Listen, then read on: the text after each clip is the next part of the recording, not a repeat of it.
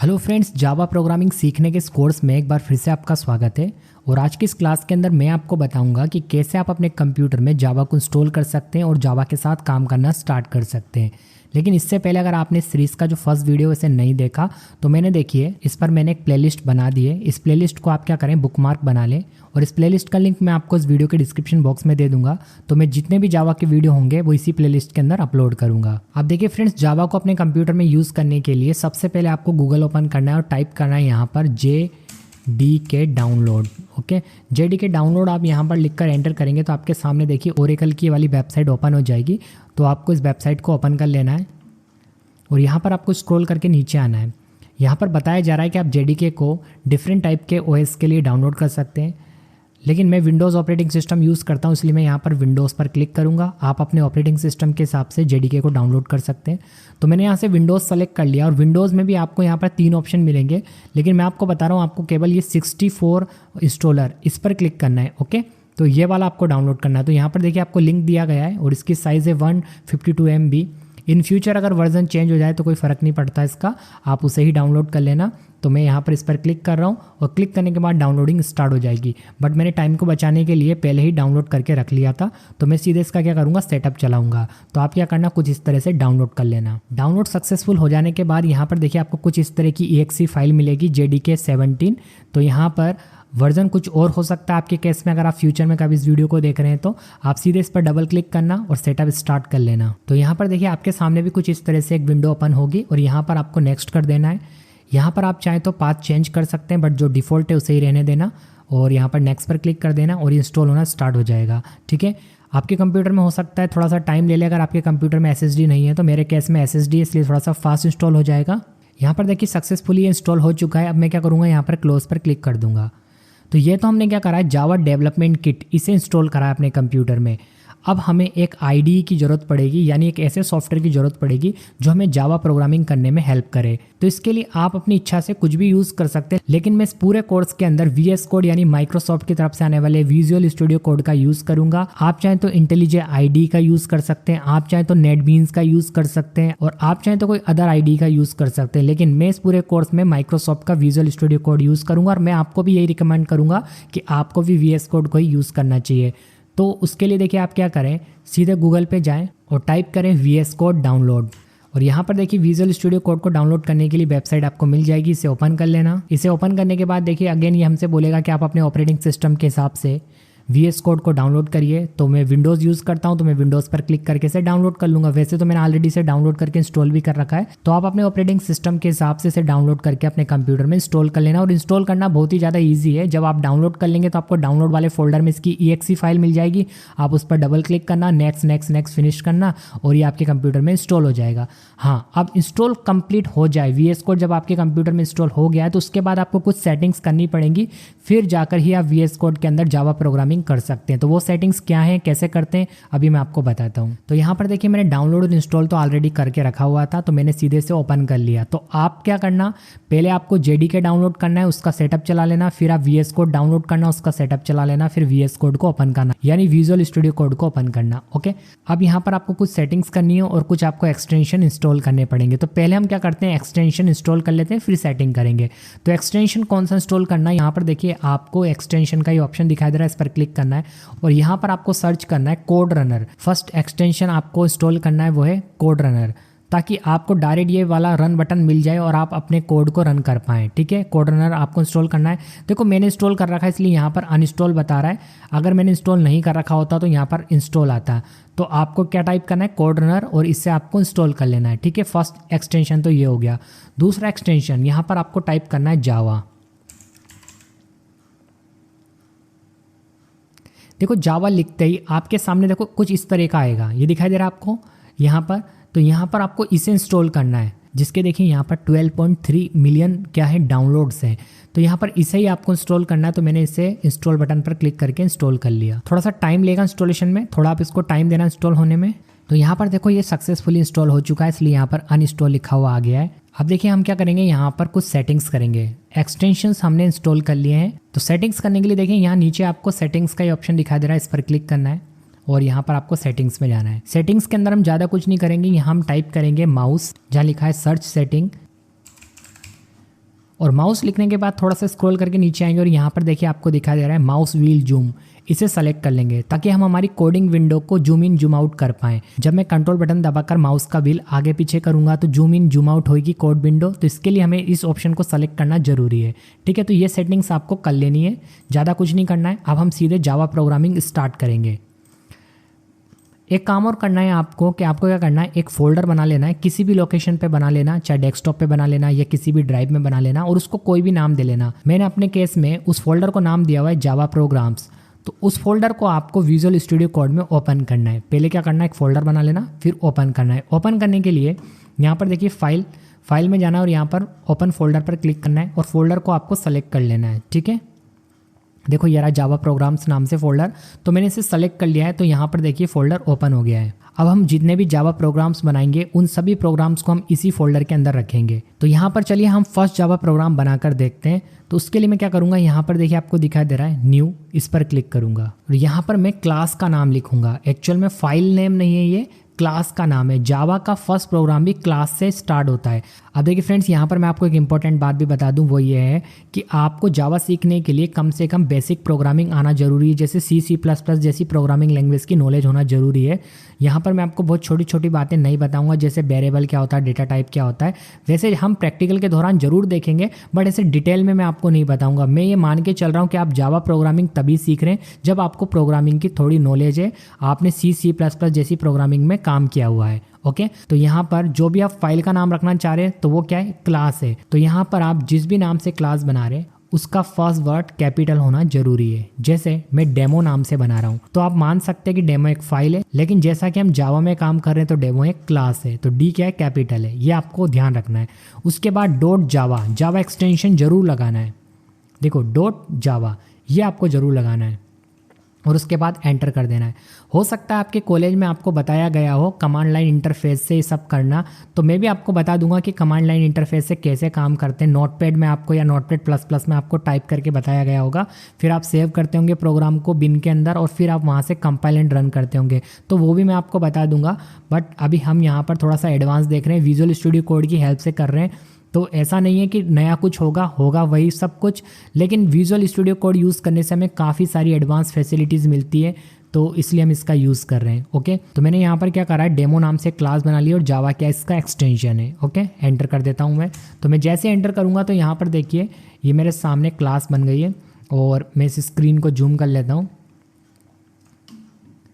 यहाँ पर देखो हमसे बोल रहा है कि एक्सटेंशन को इंस्टॉल करने की, तो इसे इंस्टॉल कर लेंगे हम भी। आपके केस में भी यहाँ अगर नीचे आपको इंस्टॉल करने के लिए बोले तो आप भी इंस्टॉल कर लेना, बस इंटरनेट कनेक्शन ऑन रखना तभी ये बोलेगा।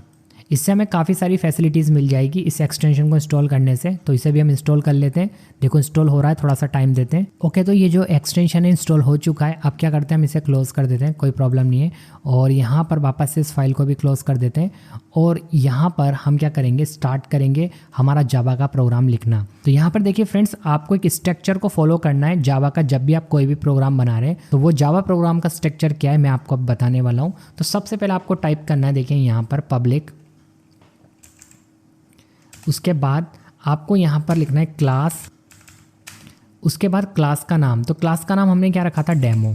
ओके, तो यहाँ पर डेमो आ जाएगा और यहाँ पर आपको कर्ली ब्रैकेट स्टार्ट करना है और एंटर करके नीचे आ जाना है। ठीक है, वैसे तो मैं आपको आगे चल के बॉयलर प्लेट बनाना बताऊंगा। बॉयलर प्लेट का मतलब आपको टाइप नहीं करना पड़ेगा, जैसे अभी मैं टाइप कर रहा हूँ ना, तो आपको टाइप नहीं करना पड़ेगा, जस्ट एक क्लिक में आपके सामने पूरा स्ट्रक्चर आ जाएगा। तो बॉयलर प्लेट अभी मैं इसलिए यूज़ नहीं कर रहा क्योंकि मैं आपको ये बताना चाहता हूँ कि जावा प्रोग्राम का स्ट्रक्चर क्या होता है और कैसे टाइप करते हैं।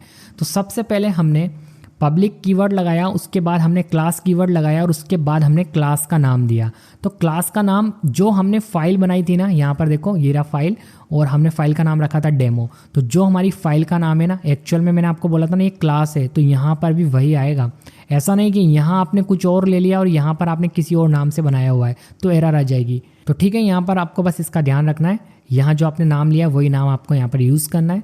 तो यहाँ पर मैंने डेमो नाम से क्लास बना लिए। अब क्लास के अंदर क्या होता है, मेन फंक्शन होता है जावा का। तो जावा का मेन फंक्शन थोड़ा सा बड़ा होता है C++ के मुकाबले। यहाँ पर हमें टाइप करना होता है पब्लिक स्टैटिक वॉइड मेन। तो लिखता हूँ मैं पब्लिक स्टैटिक वॉइड मेन, पहले पब्लिक लिख लेते हैं, पब्लिक स्टैटिक वॉइड मेन। ठीक है, ये जावा का क्या है, मेन फंक्शन है। अब जावा का मेन फंक्शन हमने देखो यहाँ पर जैसे ही एंटर करा, ये विजुअल स्टूडियो कोड की फैसिलिटी है कि जैसे मैंने एंटर करा तो अपने आप पूरा लिखा हुआ आ गया, क्योंकि हमें आगे से आगे हिंट मिलती जाती है विजुअल स्टूडियो कोड में, हम सेलेक्ट करके एंटर करते हैं तो वो अपने आप टाइप हो जाता है। तो यहाँ पर हमने पब्लिक स्टैटिक वॉइड मेन लिख दिया है, और एक्चुअल में 2 बार हो गया क्योंकि जब वो बता रहा था तो मैंने एंटर कर दिया, तो जो हमने टाइप करा था उसे हटा देते हैं। ओके, तो यहाँ पर देखिए ये मेन फंक्शन है पब्लिक स्टैटिक वॉइड मेन, ठीक है। ब्रैकेट स्टार्ट करना होता है, इसके अंदर लिखना होता है स्ट्रिंग और ARGs यानी स्ट्रिंग टाइप का आर्ग्यूमेंट यहाँ पर रिसीव किया जाएगा।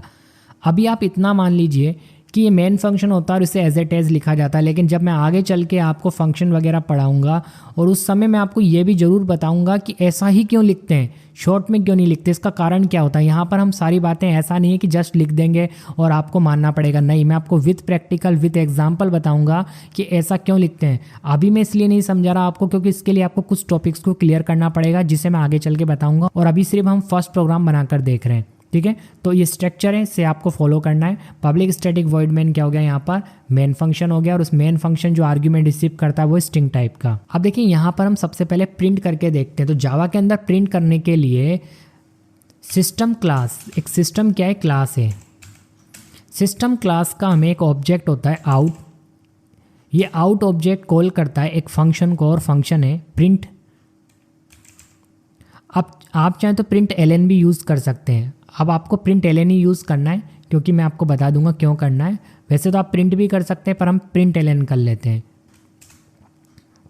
ओके, तो ये यहाँ पर जावा में फंक्शन यूज़ में लाया जाता है, कौन सा, प्रिंट एलएन। लेकिन ये डायरेक्ट नहीं काम करता, सिस्टम क्लास का आउट ऑब्जेक्ट इस फंक्शन को कॉल करता है। अगर आपने C++ प्रोग्रामिंग सीखी हुई है तो आपको क्लास एंड ऑब्जेक्ट के बारे में पता होगा कि किसी क्लास का ऑब्जेक्ट उस क्लास के फंक्शन को कॉल कर सकता है। तो सिस्टम क्या है, एक क्लास है, उस क्लास के अंदर प्रिंट एलएन नाम का फंक्शन है जिसे आउट ने कॉल करा। अब ये प्रिंट एलएन फंक्शन क्या करता है, आर्ग्यूमेंट को रिसीव करता है। तो यहाँ पर हम इसके अंदर क्या करते हैं, एज ए आर्ग्यूमेंट वो पास कर देते हैं जो हम प्रिंट करना चाहते हैं। तो यहाँ पर हमने डबल इन्वर्टेड कॉमा में पास कर दिया वेलकम टू जावा। ओके, अभी सिर्फ हम simply welcome to Java print करके देखते हैं। अब इस फाइल को हम Ctrl+S से सेव कर देते हैं। जैसे मैंने कीबोर्ड से Ctrl+S प्रेस करा तो ये फाइल सेव हो गई। अब देखो यहाँ पर आपको रन करना हो तो रन कैसे करेंगे, इसके लिए हमने एक एक्सटेंशन इंस्टॉल करा था जिसका नाम है code runner. Code runner install करने से यहाँ पर हमें देखो डायरेक्ट ये रन वाला बटन मिल गया है। इस पर जैसे ही हम क्लिक करेंगे तो यहाँ पर देखिए फ्रेंड्स, प्रोग्राम जो है सक्सेसफुली रन हो चुका है और यहाँ पर आउटपुट स्क्रीन में वेलकम टू जावा प्रिंट हो गया है। अब देखिए फ्रेंड्स, यहाँ पर मैं आपको एक इंपॉर्टेंट बात बता रहा हूँ, बहुत ध्यान से समझना, आपके बहुत काम आएगी। इंटरव्यू में भी यहाँ से क्वेश्चन पूछा जाता है। देखो फ्रेंड्स, मैंने आपको फर्स्ट वीडियो में जावा का एक फीचर्स बताया था, प्लेटफॉर्म इंडिपेंडेंट। मैंने उसके अंदर आपको ये बोला था कि जावा का जो प्रोग्राम होता है वो प्लेटफॉर्म इंडिपेंडेंट होता है। वो क्यों होता है, क्योंकि जावा के अंदर बाइट कोड बनता है, यानी क्लास फाइल बनती है, और उस क्लास फाइल को आप पेन ड्राइव में ले जाकर किसी भी ऑपरेटिंग सिस्टम पर रन कर सकते हैं। तो देखिए इस प्रोग्राम ने भी पहले बाइट कोड बनाया, फिर उस बाइट कोड को रन करा। कैसे करा, अब उस बात को मैं समझाता हूँ। जैसे मैंने रन करा तो यहाँ पर पहले तो केवल एक ही फाइल थी जिसका नाम था demo.java। जैसे ही मैंने रन कराना तो ये फाइल पहले कंपाइल हुई। पहले प्रोग्राम कंपाइल होता है जावा में। अगर कोई एरर आती है तो पहले आपको उस एरर को सही करना पड़ता है। जब कोई एरर नहीं होती, प्रोग्राम सक्सेसफुली कंपाइल हो जाता है, तो जावा के अंदर यहाँ पर एक बाइट कोड बन जाता है जिसे क्लास फाइल बोलते हैं। देखो demo.class, यानी कि demo.java वाली जो फाइल थी सक्सेसफुली कंपाइल हो चुकी है। उसके बाद ये demo.class फाइल बनी। इसे ही हम बाइट कोड बोलते हैं, इसे हम सेमी एग्जीक्यूटेबल फाइल भी बोलते हैं। अब इस demo.class फाइल को आप पेन ड्राइव में ले जाकर किसी भी ऑपरेटिंग सिस्टम पर रन कर सकते हो जिसमें भी JDK इंस्टॉल हो, आप वहाँ पर रन कर सकते हो। प्लेटफॉर्म की कोई प्रॉब्लम नहीं आएगी, कोई एरर नहीं आएगी, ठीक है। तो देखिए इसलिए जावा एक प्लेटफॉर्म इंडिपेंडेंट लैंग्वेज है, क्योंकि यहाँ पर सबसे पहले प्रोग्राम कंपाइल होता है और उसके बाद बाइट कोड बनता है जिसे क्लास फाइल भी बोलते हैं, और इस क्लास फाइल को फिर आप कहीं भी रन कर सकते हैं। ओके, देखो मैं क्या करता हूँ, एक बार इस क्लास फाइल को डिलीट कर देता हूँ। ओके, ये मैंने देखो डिलीट कर दिया। ओके, अब मैं दोबारा से प्रोग्राम को कंपाइल करता हूँ। देखना यहाँ पर देखो अभी demo.class नहीं है। अगर ये प्रोग्राम सक्सेसफुली कंपाइल होता है तो यहाँ पर demo.class फाइल बनेगी, ठीक है। तो पहले जावा के अंदर क्लास फाइल बनती है जिसे बाइट कोड भी कहा जाता है, फिर वो बाइट कोड या क्लास फाइल रन की जाती है। पहले कंपाइल होता है प्रोग्राम, फिर रन होता है, ठीक है। तो जैसे ही देखो मैं यहाँ पर रन कोड पर क्लिक कर रहा हूँ, आप यहाँ पर ध्यान देना, इस जगह पर देखना देखो डेमो डॉट क्लास फाइल बन गई। जैसी डेमो डॉट क्लास फाइल बनी तो फिर इसे रन किया गया और इसे रन किया गया तो आउटपुट आया यहाँ पर, देखो welcome to Java. Okay, clear हो गया। तो अब मैं आपको ये बता दूं कि आपको क्या करना है, जावा के अंदर ये वाला स्ट्रक्चर फॉलो करना है हर बार। यहाँ पर देखिए क्लास का नाम बदलेगा, जब भी आप क्लास का नाम रखेंगे यहाँ पर चेंज करना है आपको। जो भी आपके प्रोग्राम में आपने क्लास का नाम दिया है वो यहाँ पर बदलेगा। ये बिल्कुल आपको सेम टू सेम ऐसे ही लिखना है, यहाँ पर कोई चेंजेस नहीं करना। इसके बाद आपको कर्ली ब्रैकेट स्टार्ट करना है। अब आपको जो भी करना है ये आपको यहाँ पर मेन फंक्शन के इस कर्ली ब्रैकेट में ही करना होगा, ठीक है। जो मेन प्रोग्राम लिखना होगा आपको यही लिखना होगा। हाँ, आगे चल के हम क्या करेंगे, कुछ पैकेजेस को लगाएंगे। पैकेज हमेशा यहाँ ऊपर लगाए जाते हैं यहाँ पर, ठीक है। हम कुछ पैकेज को इंपोर्ट करेंगे। अब पैकेज क्या होता है, एक तरह का आप ऐसे समझ सकते हैं, अगर आपने C++ जैसी प्रोग्रामिंग लैंग्वेज में काम करा है तो वहाँ पर हम हेडर फाइल लगाते थे ना। तो हेडर फाइल के अंदर क्या होते थे, क्लासेस होती थी या उनसे रिलेटेड फंक्शन होते थे। तो यहाँ पर जावा के अंदर हम क्लासेस को एक्सेस करेंगे। क्यों करेंगे, क्योंकि क्लासेस के अंदर फंक्शंस हैं और हमें उन फंक्शंस की ज़रूरत पड़ेगी। जब हमें फंक्शंस की ज़रूरत पड़ेगी तो हम क्या करेंगे, वो क्लासेस जिस फोल्डर में रखी गई हैं उन फोल्डर को यहाँ पर इंपोर्ट करेंगे। फोल्डर को ही पैकेज कहते हैं, ऐसे समझ लो। तो यहाँ पर हम पैकेज को इंपोर्ट करना सीखेंगे आगे चल के। बाकी स्ट्रक्चर बिल्कुल ऐसे के ऐसे रहने वाला है, बस यहाँ चेंज होगा। जो भी मेन कोड लिखना होगा आपको यहाँ लिखना होगा। ओके, चलो मैं आपको एक 2 नंबर एडिशन करके दिखाता हूँ। यहाँ पर सिंपल से हम 2 नंबर एडिशन करते हैं। तो यहाँ क्या करेंगे, हम जगह बनाते हैं और यहाँ पर 2 वेरिएबल ले लेते हैं इंटीजर टाइप के। इंट एक मैंने a ले लिया और उसकी वैल्यू मैंने यहाँ पर अभी 3 कर दी। ओके, एक वेरिएबल और बनाया इंट b और उसकी वैल्यू मैं क्या कर देता हूँ 5 कर देता हूँ। और यहाँ पर मैं इंटीजर टाइप का एक वेरिएबल और बना लेता हूँ c, और c इक्वल टू मैं लिखता हूँ a प्लस b। ओके, अब मैं क्या करता हूँ c को प्रिंट करता हूँ यहाँ पर, लेकिन कैसे करूँगा, देखो यहाँ पर मैं लिखूँगा total is system dot out dot println. Println जो फंक्शन है, मेथड है, एक्चुअल में जावा में हम मेथड बोलेंगे। मैं फंक्शन इसलिए बोल रहा था अभी शुरुआत में ताकि आपको कन्फ्यूजन क्रिएट ना हो, लेकिन फंक्शन को ही मेथड बोला जाता है और जावा में मैं ज़्यादातर मेथड वर्ड से ही इसको रिप्रेजेंट करूँगा। तो यहाँ पर जो प्रिंटलन मेथड है वो क्या करता है, प्रिंट करता है। तो यहाँ पर हम लिखेंगे टोटल इज़, इसके बाद देखो मैंने टोटल इज लिख दिया। अब जो हमारा आउटपुट है, जो रिजल्ट है, वो किसके अंदर है, सी के अंदर है। यानी ए में स्टोर वैल्यू, यानी ए क्या एक वेरिएबल है, बी क्या एक वेरिएबल है। फ्रेंड्स मैं आपसे फिर से बोल रहा हूँ कि मैं मान के चल रहा हूँ कि आपको बेसिक प्रोग्रामिंग आती है, आप बिल्कुल बिगनर नहीं है, जावा आपकी फर्स्ट प्रोग्रामिंग लैंग्वेज नहीं है, इसलिए मैं आपको बिल्कुल डिटेल में नहीं बता रहा कि एक्चुअल में वेरिएबल क्या होते हैं। वेरिएबल जिसमें डेटा स्टोर है, बस इतना सा आप समझ लीजिए। तो ए के अंदर क्या है 3 और बी के अंदर क्या है 5। तो ए और बी ऐड हो गए, यानी ए और बी की वैल्यू ऐड हो गई और किस में आ गई, सी में आ गई। और मैंने यहाँ पर सी को प्रिंट करना है। लेकिन देखिए जावा के अंदर आपको रिजल्ट प्रिंट करना हो किसी वेरिएबल से तो कैसे करते हैं, यहाँ पर आपको लगाना है प्लस और उसके बाद उस वेरिएबल का नाम जिसमें रिजल्ट है। तो रिजल्ट किस में, सी में। ओके, अब देखो हमने प्लस क्यों लगाया, प्लस केवल एडिशन नहीं करता है जावा में, प्लस जावा के अंदर एक स्ट्रिंग कॉन्केटिनेट ऑपरेटर भी है। तो यहाँ पर जो सी में वैल्यू है वो इस स्ट्रिंग के साथ कॉन्केटिनेट हो जाएगी। ओके, तो यहाँ पर हमने क्या करा, सी को प्रिंट कर लिया। तो यहाँ पर जो रिजल्ट होगा वो टोटल इसके बाद दिखाई देगा हमें। चलो मैं सेव करता हूँ इसे और इसका आपको आउटपुट दिखाता हूँ, बट उससे पहले मैं स्क्रीन को क्लियर कर देता हूँ। राइट क्लिक करा मैंने, यहाँ पर क्लियर आउटपुट कर दिया। अब मैं सीधे रन करता हूँ। तो जैसे ही मैं रन करूँगा तो ये फाइल दोबारा से कंपाइल होगी और दोबारा से बाइट कोड बनेगा, पर ऐसा नहीं कि नया बनेगा, वही ओवरराइट हो जाता है। तो यहाँ पर मैं रन करता हूँ। तो यहाँ पर आप आउटपुट देखिए, टोटल इज 8 आ गया। ओके फ्रेंड्स, तो कुछ इस तरह से आप जावा के अंदर प्रोग्रामिंग स्टार्ट करते हैं। इस क्लास के अंदर मैंने आपको केवल इतना ही बताया कि कैसे आप जावा का स्ट्रक्चर टाइप करते हैं, कैसे आप फर्स्ट प्रोग्राम बना सकते हैं और कौन सा सॉफ्टवेयर आपको डाउनलोड करना पड़ता है। अब आप कोई भी आईडी का यूज़ करते हो तो ऐसा नहीं कि आप इस सीरीज़ को फॉलो ना करें। अगर आप इंटेलिजे यूज़ करते हैं तो आप सोचेंगे सर तो विजुअल स्टूडियो कोड में पढ़ा रहे हैं, तो ऐसा बिल्कुल मत करना। आप अपने हिसाब से कोई भी आईडी का यूज़ कर सकते हैं, चाहे आप नेटबीन्स का यूज़ करिए, ये आपकी चॉइस होगी। चाहे आप CLI यानी डोस से भी प्रोग्राम को रन कर सकते हैं। हो सकता है आपके कॉलेज में आपको डोस से प्रोग्राम रन करना बताया हो, तो वो भी एक तरीका है। देखो प्रोग्राम तो यही रहेगा, प्रोग्रामिंग ऐसे ही करी जाएगी। अब आईडी आप कोई भी यूज़ करिए। ओके फ्रेंड्स, तो आज के वीडियो में केवल इतना ही। नेक्स्ट वीडियो के अंदर मैं आपको और आगे की प्रोग्रामिंग बताऊंगा कि जावा के अंदर और प्रोग्रामिंग कैसे करते हैं आप। ठीक है, फिलहाल इस वीडियो में इतना ही रहने देते हैं। मैं मिलता हूं आपको नेक्स्ट वीडियो में। अगर आपको वीडियो पसंद आया तो वीडियो को लाइक एंड शेयर जरूर करिए, और यदि आपने अभी तक इस चैनल को सब्सक्राइब नहीं करा तो चैनल को भी सब्सक्राइब कर लीजिए। Thanks for watching.